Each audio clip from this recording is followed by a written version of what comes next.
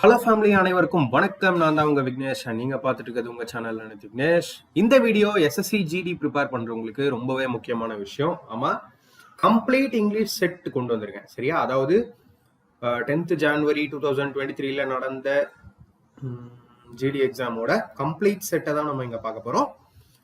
So உங்களுக்கு மொத்தம் 20 mark, 20 question கேட்குறாங்க, 40 மார்க் இல்லையா? உங்களால 20 கொஸ்டினுமே கரெக்டா அடிக்க முடியலனாலும் அட்லீஸ்ட் 10 கொஸ்டின் கரெக்டா அடிச்சு 20 மார்க் உங்களால ஸ்கோர் பண்ண முடியும். ஏன் அந்த மாதிரினா 20மே கரெக்டா அடிக்கலாம். பட் நிறைய பேருக்கு இங்கிலீஷ் அப்படின்னு வரும்போது கிராமர்ல நிறைய பிரச்சனைகள் இருக்கும். ஸோ ஜிடி அந்த மாதிரி பேப்பர் இல்லை. அதாவது 20 கொஸ்டின்லயுமே 20 கிராமர் உங்களுக்கு வரும் அப்படிங்கிறது கிடையவே கிடையாது. 20 கொஸ்டின்ல ஒரு 10 கொஸ்டின் வேர்டோட மீனிங், அதாவது ஒக்காபுலரி அப்படின்னு சொல்லுவோம், ஒக்காபோட ஐடியா இருந்தா அண்ட் தென் இந்த ஸ்பெல்லிங் மிஸ்டேக் ரிலேட்டடான கொஸ்டின்ஸ் நிறைய வரும். இந்த 10 கொஸ்டின்லயே நான் கிளாஸ் டெஸ்ட் சேர்க்கல. ஸோ இதுலயே உங்களுக்கு 5 கிளாஸ் டெஸ்ட் வேற தனியா இருக்கு. ஸோ 15 கொஸ்டின் வரைக்கும் உங்களாலேயே ஈஸியா போட முடியும். ஸோ இந்த வீடியோல நான் அதை எப்படி அப்படின்னு உங்களுக்கு சொல்றேன். அண்ட் அதுக்கு நீங்க ஒக்காபுலரிக்கு நிறைய புக்ஸ் இருக்கு. ஸோ என்ன கேட்டீங்கன்னா பெஸ்ட் புக் வந்து 2 புக் இருக்கு, ரெண்டுமே பெஸ்டா இருக்கும். பிளாக் புக் ஆஃப் ஒக்காபுலரி, அது இல்லைன்னா பினாக்கிள்லயும் ஒக்காப் புக்கு கிடைக்குது. சரியா? இது ரெண்டுத்துல நீங்க எது வாங்கினாலும் சூப்பரா இருக்கும். பட் படிக்க ஆரம்பிச்சிருங்க. Vocab is completely different from grammar. சரியா? ஸோ ப்ரிப்பரேஷன்ல அது உங்களுக்கு ரொம்பவே ஹெல்ப்ஃபுல்லா இருக்கும். ஸோ இந்த வீடியோல நம்ம கம்ப்ளீட் இங்கிலீஷ் செட் பார்க்கலாம். அதுக்கு முன்னாடி நீங்க இப்பதான் ஃபர்ஸ்ட் டைம் பாக்குறீங்கன்னா மறக்காம நம்ம சேனலை சப்ஸ்கிரைப் பண்ணி பக்கத்துல இருக்கிற பெல் ஐக்கானும் பிரஸ் பண்ணிக்கோங்க. தென் இதுக்கு முன்னாடி நான் போட்ட வீடியோஸ் எல்லாத்தையுமே எஸ்எஸ்சி ஜிடி 2024 ஒரு பிளேலிஸ்ட்ல கொடுக்குறேன். ஸோ அதை இது வரைக்கும் அதெல்லாம் பார்க்கல, பழைய வீடியோலாம் பார்க்கலன்னா ஒரு சீக்வன்ஸ் தான் வாங்க. உங்களால அதிக மார்க் ஸ்கோர் பண்ணி இந்த வீடியோஸ்ல இருந்தே செலக்ஷனே வாங்க முடியும். சரியா? ஸோ ஃபர்ஸ்ட் கொஸ்டின் நான் போறேன். Select the most appropriate meaning of the given idiom. ஒரு இடியம் கொடுத்துருவாங்க, அந்த இடியமோட மீனிங் என்ன அப்படிங்கிறத நீங்க செலக்ட் பண்ணணும். சரியா? ஸோ இங்க என்ன இடியம் கொடுத்துருக்காங்க? At your beck and call. So இதை பத்தி நிறைய பேருக்கு ஐடியாவே இருக்காது. சரியா? அதாவது என்ன அப்படின்னா, அட்வான்ஸா நீங்க இங்கிலீஷ்ல யார்கிட்டனா பேசுறீங்க அப்படின்னா இந்த மாதிரி இடியம் யூஸ் பண்ணியும் உங்களால பேச முடியும் டெய்லி கான்வர்சேஷன்ல. பட் இந்த இடியமோட மீனிங் கண்டிப்பா தெரியணும். அட் யுவர் பெக் அண்ட் கால் அப்படின்னா ஒருத்தர் நீங்க என்ன சொன்னாலும், சரியா, ஒருத்தர் நீங்க என்ன சொன்னாலும் அதுக்கு இமீடியட்டா ரெஸ்பான்ஸ் பண்றவங்க, எப்பயுமே உங்களுக்காக அவைலபிளா இருக்கிறவங்க, ஆர் நீங்க ஒரு ரெக்வெஸ்ட் பண்ணா அதை உடனே செய்யறவங்க, இவங்கள எல்லாரையும் நம்ம at your beck and call அப்படின்னு சொல்லலாம். அதாவது அவங்க ரிலேட்டடா நம்ம சென்டென்ஸ் யூஸ் பண்ணோம்னா அந்த இடத்துல at your beck and call அப்படின்னு சொல்லலாம். அப்போ இதுல எது ஆன்சரா இருக்கும்? To have absolute control over someone, to call someone and then டினை, to have no control over someone, to call someone respectively. சரியா? ஃபர்ஸ்ட் ஆஃப் ஆல் லாஸ்ட்ல இருந்தே வரும். ஓகேவா? ஸோ லாஸ்ட்ல இருந்தே நான் வரேன் அப்படின்னா டு கால் சம் ஒன் ரெஸ்பெக்டிவ்லியா, ஒருத்தங்களை மரியாதையா பேசுறதுக்கா அட் யுவர் பெக் அண்ட் கால்னு சொல்றோம்? இல்ல. To have no control over someone, இல்ல. ஒருத்தங்களை கண்ட்ரோல்லயே வைக்கிறது, சொன்னா அதை பண்றது தப்பு. Then to call someone and then deny, ஒருத்தங்களை கூப்பிட்டு அதுக்கப்புறம் மறுக்கணுமா? கிடையாது. Option 1, to have absolute control over someone. So நான் இந்த மாதிரி விஷயங்களை எப்பயுமே ஒரு சென்டென்ஸோட ரிலேட் பண்ணி பார்ப்பேன். இப்போ ஃபார் எக்ஸாம்பிள் நானே ஒரு சென்டென்ஸ் மேக் பண்ணேன்னு வைங்களேன். The loyal dog was at its owner's beck and call, responding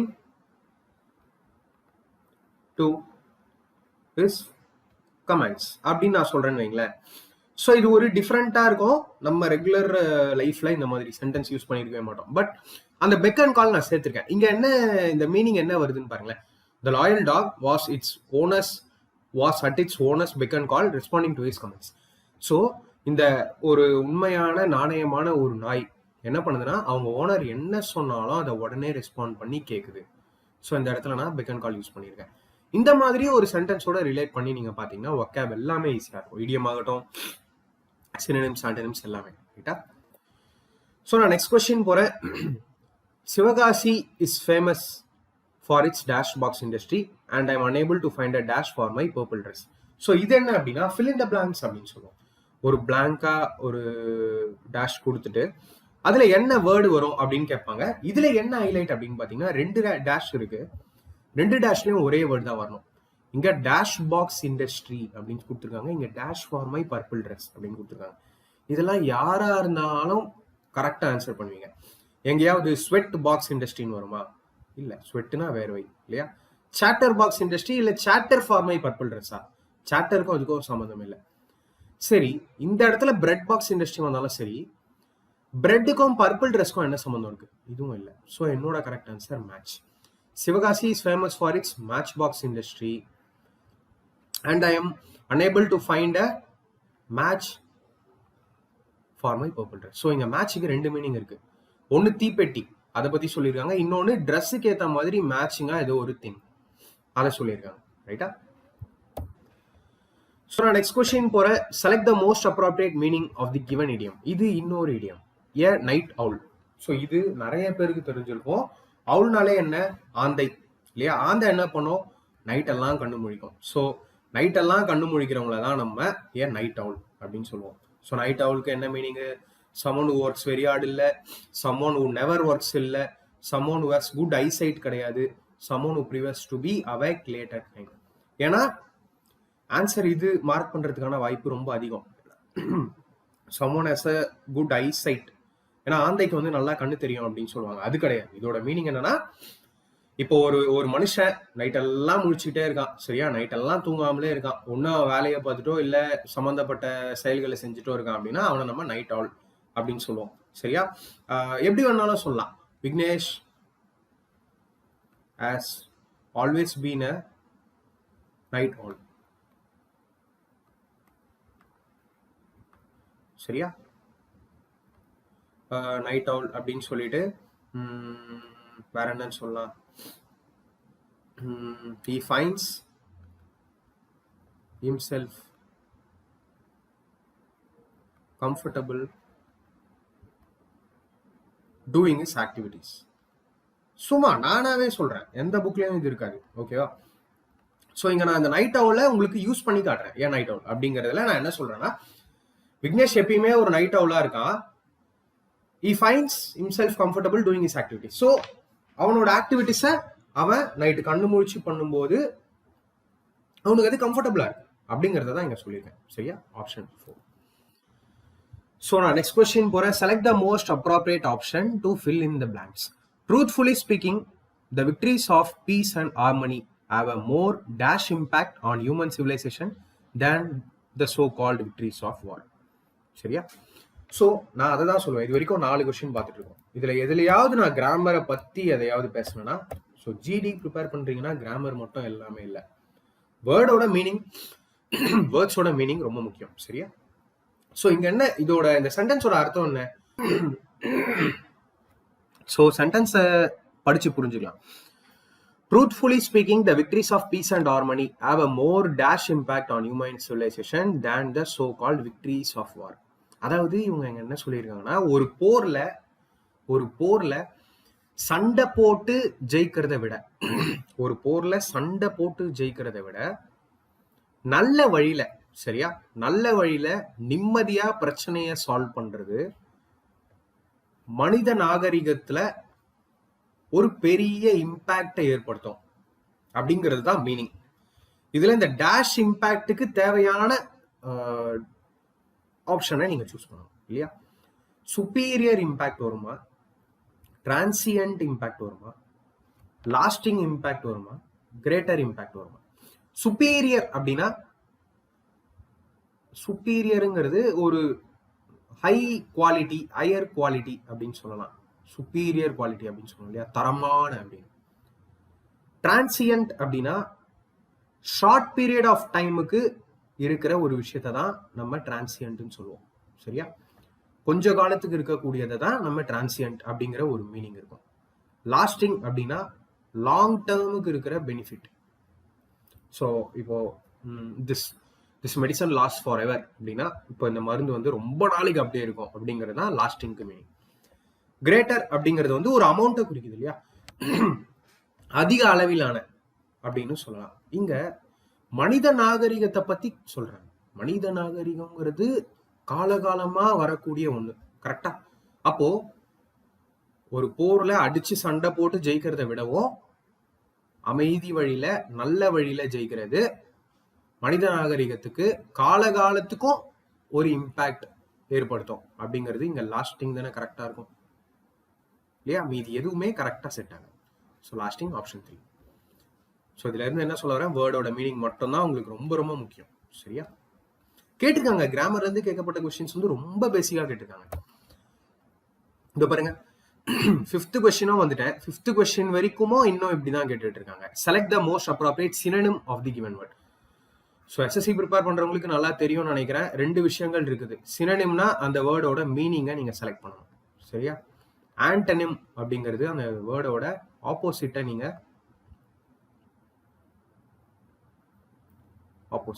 select பண்ணணும். ஓகேவா? இந்த சினோனிம் கேட்டிருக்காங்க. ஸோ அந்த வேர்டோட மீனிங் என்ன? Word colloquial. ஸோ கொலோக்கியலோட மீனிங் என்னன்னு பாத்தீங்கன்னா கான்வர்சேஷன். ஒரு கான்வர்சேஷனை தான் கொலோக்கியல் அப்படின்னு சொல்லுவோம். சரியா? இங்க கான்வர்சேஷனுங்கிறது டைரக்ட் மீனிங்காவே இருக்கு. இந்த லிங்குவிஸ்டிக் அப்புறம் இந்த லெக்சிக்கல், இந்த 2 வேர்டோட மீனிங் என்னன்னா, ஒரு பாஷையை சம்பந்தப்பட்டு பேசுறத லிங்குவிஸ்டிக்னு சொல்லுவோம், இல்ல லெக்சியல் அப்படின்னு சொல்லுவோம். சரியா? ஸோ அதுக்கும் கான்வர்சேஷனுக்கும் சம்பந்தமே இல்லை இல்லையா? தென் ப்ரோசோடிக் அப்படிங்கிறது ஒரு லாங்குவேஜ் பேசுறாங்க அப்படின்னா அதுல இருக்கக்கூடிய ஸ்ட்ரெஸ், அவங்க பேசுறதுல இருக்கக்கூடிய ரிதம், சரியா, அவங்க பேச்சு சம்பந்தப்பட்டது, இதை நம்ம ப்ரோசோடிக் அப்படின்னு சொல்லுவோம். ஸோ நாலுமே ஒன்னோட ஒன்று ரிலேட்டடாகவே இருந்தாலும் இதோட exact meaning conversation. Okay, so நான் நெக்ஸ்ட் போறேன். இது வரைக்குமே பார்த்தீங்கன்னா எந்த கிராமரும் நம்ம யூஸ் பண்ணலை, அதை தெளிவாக புரிஞ்சுக்கோங்க. ஸோ இங்க என்ன சொல்லியிருக்காங்க அப்படின்னா, select the most appropriate homophone to fill in the blanks. In many road accidents, people break their bones and mainly because their vehicle dash fails. So இங்க என்ன சொல்லியிருக்காங்கன்னா, ரோடு சாலை விபத்துல மக்களோட எலும்பெல்லாம் உடையறதுக்கு மெயினான காரணம் அவங்களோட வண்டியோட டேஷ் ஃபெயில்ஸ் அப்படின்னு சொல்லியிருக்காங்க. வண்டியோட ப்ரோக் ஃபெயில்ஸ், ப்ரோக்னாலே உடையிறது. பிரேக் தானே சொல்லுவோம், BRAKE. ஸோ பிரேக்னாலும் உடையிறது தான். இந்த பிரேக் வண்டியோட பிரேக்கை குறிக்குது. இந்த பிரேக் உடையிறது எலும்பு உடையறத குறிக்குது. இந்த பிரேக் வண்டியோட பிரேக்கை குறிக்குது. ரைட்டா?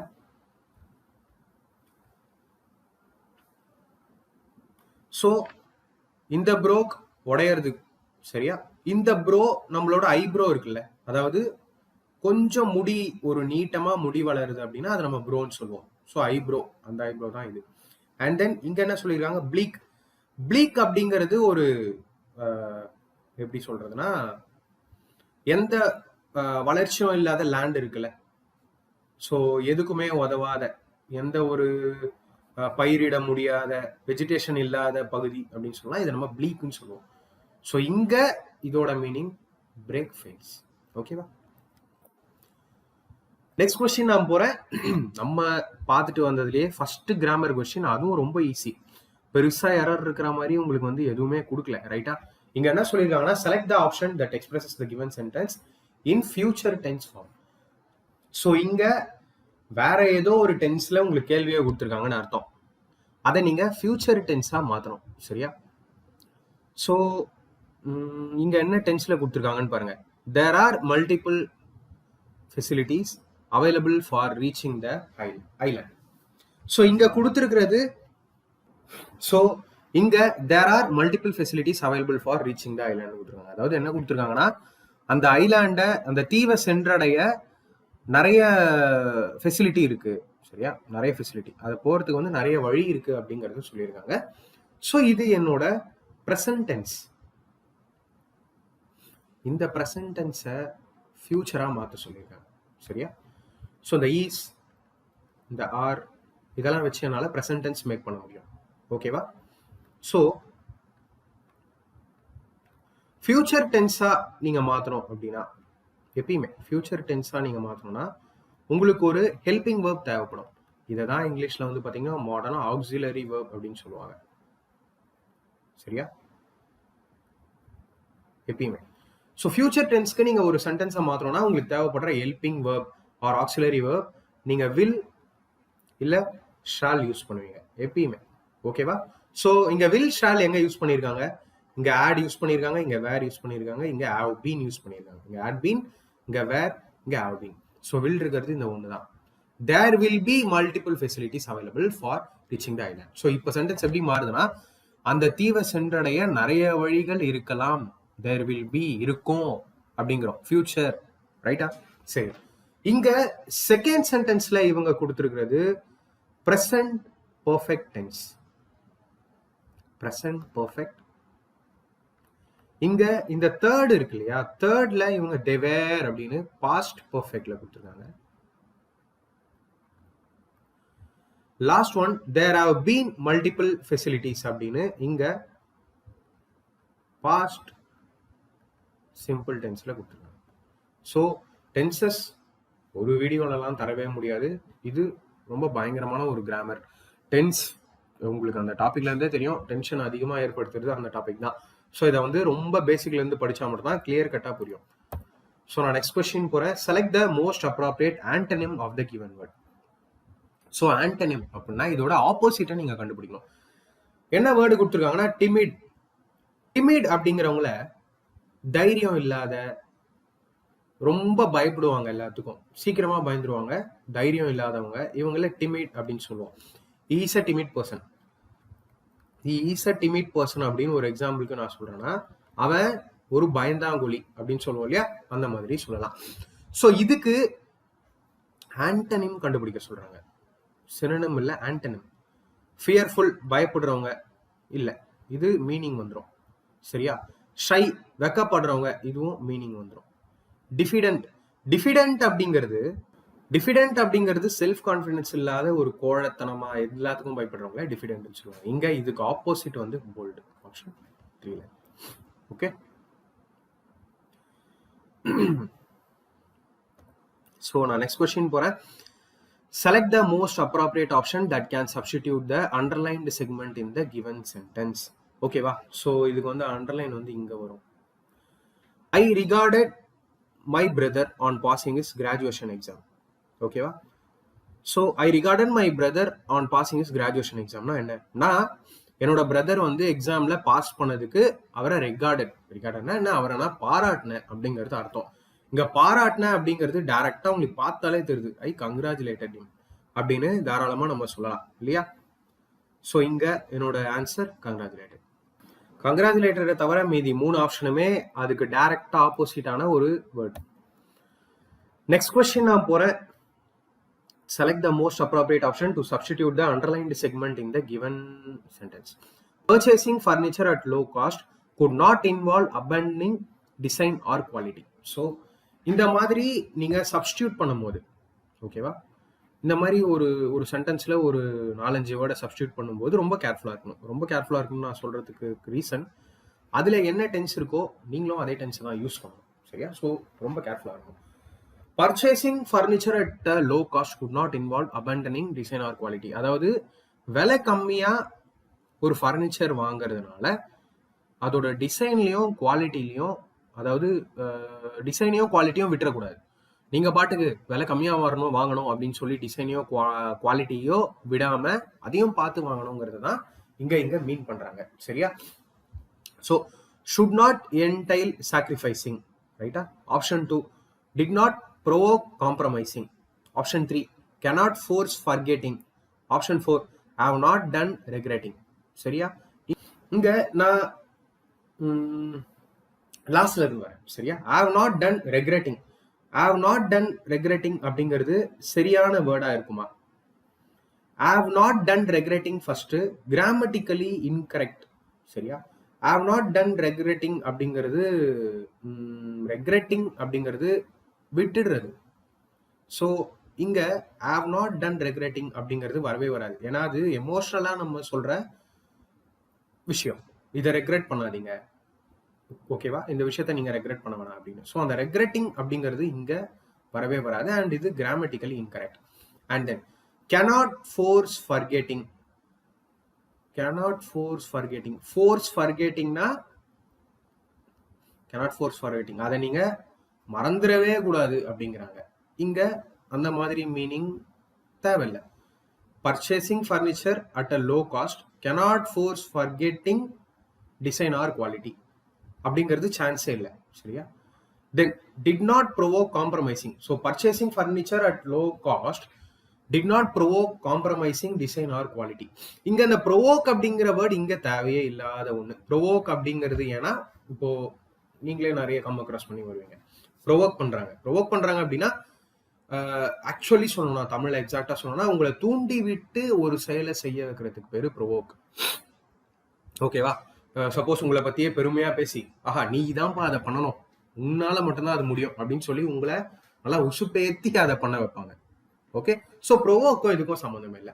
So should not entail sacrificing, இது எக்ஸாக்டா அதோட ஃபிட் ஆகுது. ஏன் இது என்ன சொல்லுது அப்படின்னா பர்ச்சேசிங் ஃபர்னிச்சர், அதாவது கம்மி விலையில நீங்க ஃபர்னிச்சர் வாங்கும் போது டிசைனையோ குவாலிட்டியோ நீங்க சாக்ரிஃபைஸ் பண்ணிடக்கூடாது, போனா போகட்டும் அப்படின்னு விட்டுறக்கூடாது. ஸோ அதை நீங்க கேர்ஃபுல்லா பார்க்கணும். ஆப்ஷன் 1 இங்க கரெக்டான ஆன்சர். நெக்ஸ்ட் கொஸ்டின் நான் போறேன்.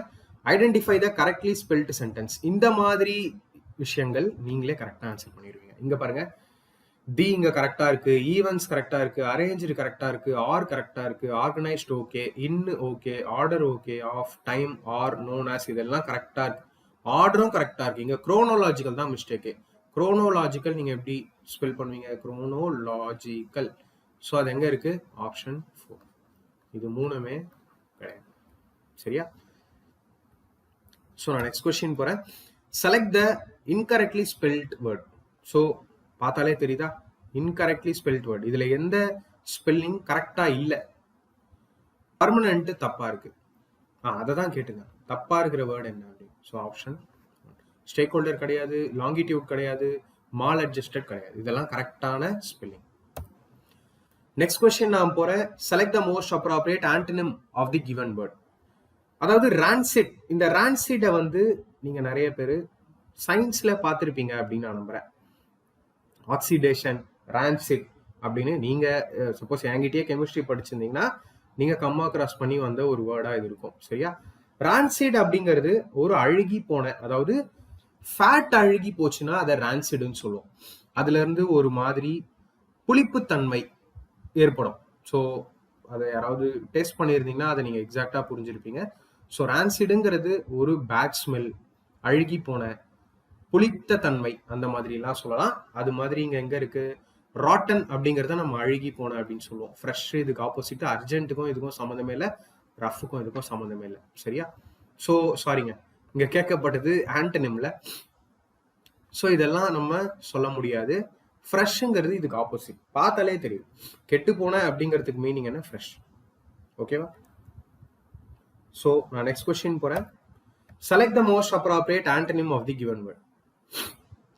இங்க என்ன சொல்லியிருக்காங்க? லயபிலிட்டி. ஸோ இந்த லயபிலிட்டி அப்படிங்கிற வேர்டை வந்து ஆர்ட் ஸ்டூடெண்ட் அதிகமாக கம்மா கிராஸ் பண்ணி வந்திருப்பாங்க. சரி? ஸோ லயபிலிட்டிக்கு ஒரே மீனிங் ஒரு லீகலான ரெஸ்பான்சிபிலிட்டி அப்படின்னு நம்ம சொல்றோம். லயபிலிட்டியை ஸோ ரிசோர்ஸ், ஸ்ட்ரைக், ரெஸ்பான்சிபிலிட்டி, இது மூணுமே நம்ம லயபிலிட்டி அப்படின்னு சொல்லலாம். அசட் அப்படிங்கிறது ஒரு அசட். அசட்டுங்கிறத நம்ம என்னன்னு சொல்லலாம்? ஒரு விதமான ப்ராப்பர்ட்டி, ஒருத்தவங்க கிட்ட இருக்கிற ஒரு பொருள். ஓகேவா? ஸோ அதுக்கும் லயபிலிட்டிக்கும் சம்மந்தமே இல்லை. ஸோ என்னோட ஆன்சர் இதுதான். இது எல்லாமே அதோட மீனிங். இவங்க கேட்கறீங்க ஆன்டனி. நெக்ஸ்ட் கொஸ்டின் நான் போறேன். Select the most appropriate synonym of the given word. Blast. பிளாஸ்ட்னா என்ன? வெடிச்சு செதறது. அதை தான் நம்ம பிளாஸ்ட்னு சொல்லுவோம். ஸோ இந்த பிளாஸ்டுக்கு exact meaning blow up. Blow அப்னாலும் வெடிச்சு செதறது தான். ஷேருக்கும் பிளாஸ்டுக்கும் சம்மந்தமே இல்லை, ரீகாலுக்கும் பிளாஸ்டுக்கும் சம்மந்தமே இல்லை, ப்ளீடுக்கும் பிளாஸ்டுக்கும் சம்மந்தமே இல்லை. சரியா? ஸோ இது மூணுமே அதோட எக்ஸாக்ட் ஆப்போசிட். ஸோ நான் பொதுவாகவே இங்கிலீஷில் எல்லாருக்கும் சொல்றது கிளாஸ் டெஸ்ட்டை அதிகமாக ஃபோக்கஸ் பண்ணுங்க. ஏன்னா கிளாஸ் டெஸ்ட் காமனாக எல்லா எஸ்எஸ்சி எக்ஸாம்ஸ்லையுமே வரும். 5 கொஸ்டின்ஸ் வந்துடும். ஸோ கிளாஸ் டெஸ்ட்டு நிறைய ப்ராக்டிஸ் பண்ணிங்கன்னா 5க்கு 5 கொஸ்டினும் அப்படியே சால்வ் பண்ணிட்டு ஒவ்வொரு கொஸ்டினுக்கு 2 மார்க் அப்படின்னா 10 மார்க் ஈஸியாக நீங்கள் இதுலேயே ஸ்கோர் பண்ணிடலாம். ஓகேவா? ஸோ கிளாஸ் டெஸ்ட் சால்வ் பண்ணுறதுக்கு முன்னாடி ஸ்பீடாக அந்த மொத்த பேசேஜை படித்து புரிஞ்சிக்க வேண்டியது அவசியம். சரியா? ஸோ நம்ம பாட்டுக்கு எடுத்தோன்னே இந்த ஃபர்ஸ்ட் டேஷ்ல இது வரும், செகண்ட் டேஷ்ல இது வரும் அப்படின்னு செலக்ட் பண்றதை விட அந்த மொத்த பேசேஜை நீங்க படிச்சு அதோட தீம் என்ன, அதுல என்ன சொல்லியிருக்காங்க அப்படின்னு கவனிச்சாலே, அதாவது பேசேஜ் 1 by 1 ஒவ்வொரு லைனா படிக்க படிக்க அடுத்த லைன் முன்னாடி வர டேஷ் என்னவா இருக்கும் அப்படின்னு யோசிக்கிறதுக்கு நம்ம வருவோம். சரியா? ஸோ இந்த பேசேஜ் படிக்கலாம். The companies in the present era dash priority during recruitment to the candidates who have emotional intelligence. Emotional intelligence is the ability to understand, analyze and control emotions. Possessing very high EI creates a dash impact on a person's life. People who have EI always maintain emotional stability even in difficult situations. They can be nice even in socially awkward situations. As they are good at controlling emotions, they make others feel dash. It is proven that it will make leaders more effective as they understand the feelings of teammates. It allows one dash impactfully with others. Stress and conflict can be handled so easily as it allows great empathy towards others. They can be very good at interpersonal relationship. These people strengthen the relationship dash the people with their interaction and coordination both in personal and professional life. Companies are well aware of the benefits with the employees who have EI. So in the passage is all about EI, emotional intelligence. Emotional intelligence என்ன? ஒன்றும் இல்லை, எமோஷன்ஸை நீங்கள் எந்த அளவுக்கு control பண்ணுறீங்க அப்படிங்கிறது.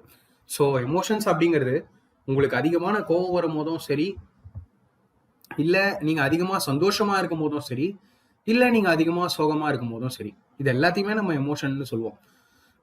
அந்த மாதிரி எமோஷனாக இருக்கும் போதும் நீங்கள் சுச்சுவேஷன்ஸை எப்படி ஹேண்டில் பண்ணுறீங்க, அதுக்கு பேர் தான் எமோஷனல் இன்டெலிஜென்ஸ். சரியா? ஸோ எமோஷனல் இன்டெலிஜென்ஸுங்கிறது எல்லாருக்கும் ரொம்ப அவசியம். அது எவ்வளோக்கு எவ்வளோ அதிகமாக இருக்கோ அவ்வளோக்கு எவ்வளோ உங்கள் லைஃபுக்கு அது நல்லது. ஜென்ரலாக சொல்கிறேன், இந்த பேசேஜ்னு இல்லாமல், இல்லையா? ஸோ அதை பற்றி தான் இங்கே கிளியராக சொல்லியிருக்காங்க. ஸோ அவங்க என்ன சொல்கிறாங்கன்னா, கம்பெனிஸ் புதுசாக ஒரு கேண்டிடேட்டை வேலைக்கு எடுக்கணும்னா அவங்களோட எமோஷனல் இன்டெலிஜென்ஸ் ரொம்ப ரொம்ப முக்கியம் அப்படிங்கிறத கிளியராக சொல்லியிருக்காங்க. சரியா? ஸோ ஃபர்ஸ்ட் லைனை படிப்போம். The companies in the present era dash priority during recruitment to the candidates who have emotional intelligence. சரியா? ஆப்ஷன்ல என்ன இருக்கு? Are giving, has been giving, have been given, is giving. So first of all has, have, இந்த is இது எல்லாமே டென்ஸை குறிக்கும்.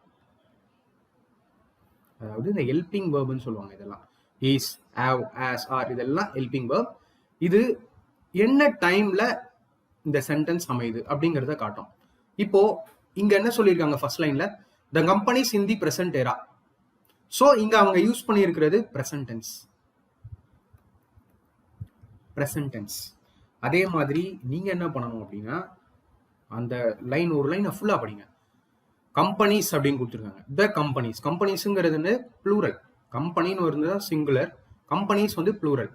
So subject verb agreement படி உங்களோட சென்டென்ஸ் ப்ளூரல்ல இருக்கு, அதாவது சப்ஜெக்ட் ப்ளூரல்ல இருக்கு அப்படின்னா அங்க இருக்கக்கூடிய வேர்பும் ப்ளூரலா தான் இருக்கணும். அப்போ த கம்பெனிஸ் இன் த பிரசன்ட் இரா அப்படின்னு வரும்போது இஸ் வராது, அண்ட் பிரசன்ட் டென்ஸ் அப்படின்னு வரும்போது ஆஸ் வராது, ஹேவ் வராது. Are giving option 1, are giving தான் இங்க வரும். ஸோ பிரசன்ட் டென்ஸ் வேர்ப் ப்ளூரலா இருக்கு, ஸோ என்னோட ஹெல்பிங் வேர்பும் ப்ளூரலா வரும். இது கம்ப்ளீட்லி கிராமர். தென் செகண்ட் வாங்க. Emotional intelligence is the ability to understand, analyse and control emotions, right? Possessing very high EI creates a dash impact so on a person's life. So இவங்க என்ன சொல்றாங்கன்னா, அதிகமா EI இருக்கும்போது அது மனுஷனோட வாழ்வில் எதை ஏற்படுத்தும்? அதிகமா எமோஷனல் இன்டெலிஜென்ஸ் இருக்குன்னா அது ரொம்ப நல்ல விஷயம். கரெக்டா? So possessing very high EI creates a dash impact, creative impact, colonial impact, memorable impact, positive impact. நல்ல விஷயம். ஒருத்தவங்களோட லைஃப்ல நல்ல விஷயத்தை ஏற்படுத்துதுன்னா அது என்ன பாசிட்டிவ் தானே சொல்லுவோம். ஸோ என்னோட answer positive, option 4. Memorable impact அப்படின்னு வராது, ஸோ அதை நீங்க காலகாலத்துக்கு ஞாபகம் வச்சுக்க போறது இல்லை. கிரியேட்டிவ் இம்பாக்ட், ஆக்கப்பூர்வமான இம்பாக்ட் இதுல ஒன்றும் ஆகாது. சரியா? ஆக்கப்பூர்வமான இம்பாக்ட் இதுக்கும் அதுக்கும் சம்மந்தம் இல்லை. கொலோனியல் அப்படிங்கும் போது ஒரு குரூப் ஆஃப் அப்படின்னு சொல்லலாம், அதுக்கும் இங்க வேலை இல்லை. ஸோ பாசிட்டிவ் இம்பாக்ட் ஏற்படுத்தும் ஒருத்தவங்களோட லைஃப்ல. தென் மூணாவது டேஷ்க்கு வரேன். People who have EI always maintain emotional stability even in difficult situation. கஷ்டமான நேரத்துலயும் அவங்க வந்து எமோஷனல் ஸ்டெபிலிட்டியை மெயின்டைன் பண்ணுவாங்கங்கிறாங்க. They can be nice even in socially awkward situation. So ஒரு சமுதாயத்தில் நம்ம இருக்கும்போது முகம் சுழிக்கிற மாதிரியான ஒரு சூழ்நிலைகள் வந்தா கூட அவங்க நல்லபடியா அதை ஹேண்டில் பண்ணுவாங்கன்னு சொல்றாங்க. தென் as they are good at controlling emotions, they make others feel dash. So அவங்க எமோஷனை நல்லா கண்ட்ரோல் பண்றதுனால அவங்க மற்றவங்களையும் எப்படி ஃபீல் பண்ண வைப்பாங்க, கம்ஃபர்டபுளா ஃபீல் பண்ண வைப்பாங்க. பார்த்ததுமே தெரியுதுல, மற்றவங்கள மேனேஜ் பண்ற மாதிரி ஃபீல் பண்ண வைக்கிறதுங்கிறது சரியான மீனிங் இல்லை. டாலரபிள் கிடையவே கிடையாது. ஃபேவரபிளா ஃபீல் பண்ண வைக்கிறதும் கிடையாது. சரியா? தென் 4வது டேஷ்க்கு போவோம்.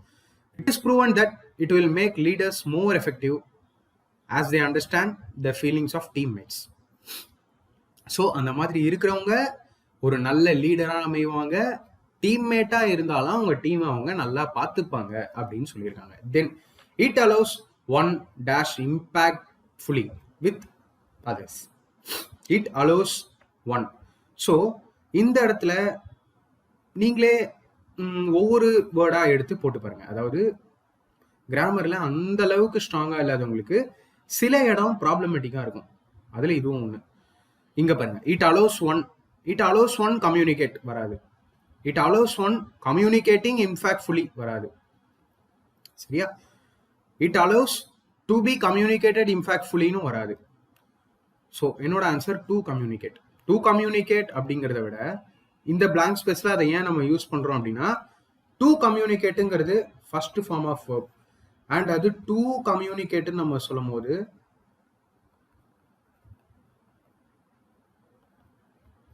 இன்ஃபினிட்டின்னு சொல்லுவாங்க. இன்ஃபினிட்டிவ் இந்த டூக்கு பக்கத்துல நம்ம யூஸ் பண்றோம் இல்லையா, அந்த டூக்கு பக்கத்துல நம்ம யூஸ் பண்றோம். இந்த டூவை இன்ஃபினிட்டிவ் அப்படின்னு சொல்லுவாங்க. இதெல்லாம் கிராமர்ல ஃப்ரம் பேஸ் ப்ரோனவுன் நவுன் சாப்டர்லாம் டீப்பா படிக்கும் போது இதெல்லாம் நான் உங்களுக்கு சொல்லுவேன். சரியா?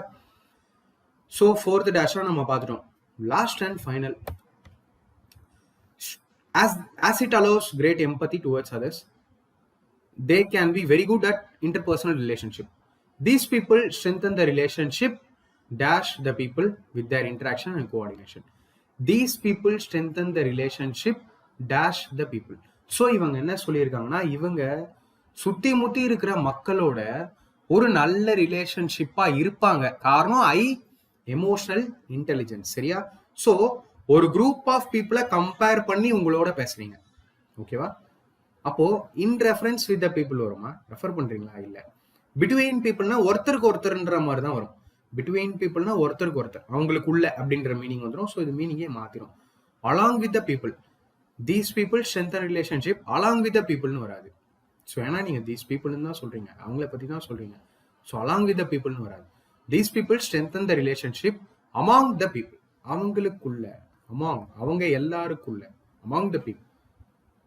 So option 1. ஸோ இதோட நான் இந்த வீடியோ என் பண்ணிக்கிறேன். ஜிடி இங்கிலீஷ் ரொம்ப ப்ராப்ளமேட்டிக்கா இருக்கு அப்படிங்கிறவங்க எப்படி ஃபீல் பண்றீங்க அப்படிங்கிறத மறக்காம கீழே கமெண்ட்ல சொல்லுங்க. ஸோ இங்கிலீஷ்ல எல்லாமே கிராமர் இல்லை. ஓகே? ஸோ உங்களால் அவுட் ஆஃப் 20 10ல இருந்து 15 கொஸ்டின்ஸ் வரைக்கும் கிராமர் ஐடியா இல்லாமலே உங்களால சால்வ் பண்ண முடியும். பட் நல்லா ப்ராக்டிஸ் பண்ணணும். தென் புது புது வேர்டோட மீனிங்கை நீங்க படிச்சுதான். நான் சொன்ன 2 புக்கு, ஒன்று நீங்க பெனாக்கிள் ரெஃபர் பண்ணலாம், இல்ல பிளாக் புக் ஆஃப் ஒகேப் இருக்கும், அதை நீங்க ரெஃபர் பண்ணலாம். ஸோ அடுத்த வீடியோவில் நான் உங்களை பார்க்குறேன். Thank you friends.